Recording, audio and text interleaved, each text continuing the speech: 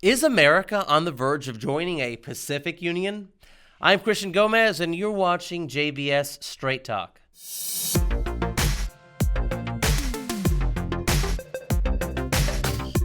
Previously, I talked about how the Office of the U.S. Trade Representative submitted its 2020 trade policy agenda and 2019 annual report to Congress. One item I didn't cover was what the report said about other negotiating initiatives, namely APEC, the Asia-Pacific Economic Cooperation. According to APEC's website, the Asia-Pacific Economic Cooperation, APEC, is a regional economic forum established in 1989 to leverage the growing interdependence of the Asia-Pacific. APEC's 21 members aim to create greater prosperity for the people of the region by promoting balanced, inclusive, sustainable, innovative, and secure growth by accelerating regional economic integration. So where is all of this growing interdependence of the Asia-Pacific and regional economic integration headed, you might ask? Well, one of APEC's primary goals is to establish a super large free trade area for all of APEC's 21 member nations, called the Free Trade Area of the Asia-Pacific, also known as the FTAAP. In addition to the U.S. and our traditional allies, such as Australia, Canada, Japan, South Korea, New Zealand, the Philippines, Taiwan, Hong Kong, and Mexico, other APEC countries include Russia, Communist Vietnam, and Communist China.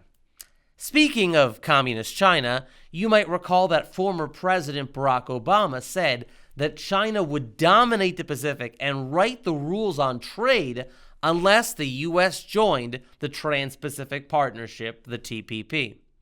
With the exclusion of China, the Obama administration tried to sell the TPP as an economic NATO in the Pacific that would contain China's rise and growing influence in the region.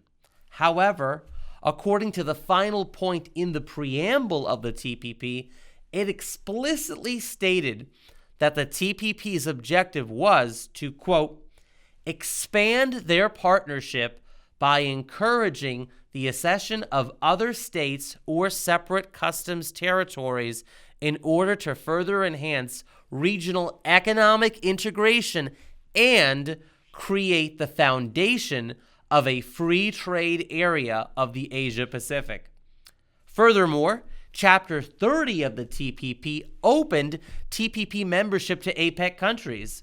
Article 30.4 of the TPP read, quote, this agreement is open to accession by any state or separate customs territory that is a member of APEC. Communist China became a member of APEC in 1991. So what does this have to do with President Trump? After all, one of Trump's first acts as president was signing an executive order formally withdrawing the U.S. from the TPP. However, page 31 of the Trump administration's 2020 trade policy agenda and 2019 annual report surprisingly mentions the FTAAP and how the U.S. is continuing to advance it. It reads, quote, Free Trade Area of the Asia-Pacific, FTAAP. The United States continued to advocate for work on topics designed to foster free and fair trade in the region, including addressing issues presented by state-owned enterprises and advancing high-standard labor provisions. Work related to the FTAAP has the potential to improve the ability of all APEC economies to participate in bilateral or other free trade agreements that achieve high standards by removing barriers and unfair practices while embracing more open markets. Ultimately, just like with the creation of the European Union, all of this interdependence and economic integration within APEC and its proposed FTAAP would lead to the establishment of an area-wide Pacific Union, just like the North American Union and the Atlantic Union between North America and the EU. We urge you to get involved and contact your representative and senators and the president and urge them to avoid foreign entanglements with any region of the world. We've made it easy to do so. Just click on the link in the video description. Until next week, take care always and God bless.